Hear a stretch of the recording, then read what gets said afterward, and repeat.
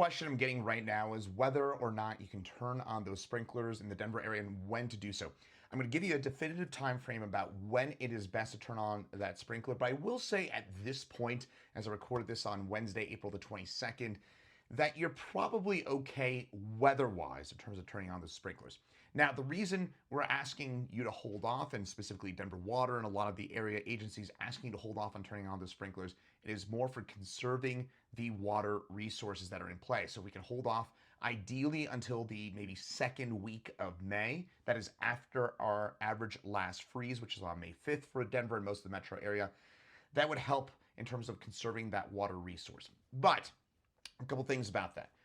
If it's April the 22nd, as you're seeing this, we've got some meaningful chances for rain. And the general rule of thumb, and I was hearing this from my colleague meteorologist Corey Reppenhagen a few minutes ago about this, is that if you get a quarter inch of rain per week, that will keep your water green.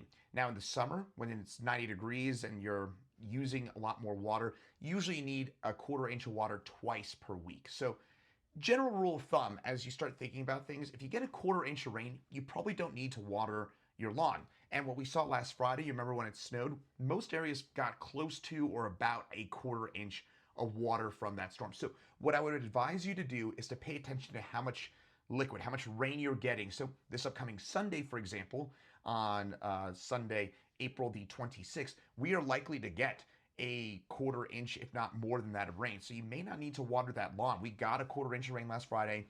We're getting a quarter inch of rain this weekend and perhaps again next week. So overall here, folks, just pay attention to how much water you're getting in terms of whether or not you need to water your lawns. But if you can, hold off until the second week of May. And if you do need to water that lawn, try to do it once per week here over the next couple of weeks. But again, the longer you can wait, the better, because that holds on to those water resources longer.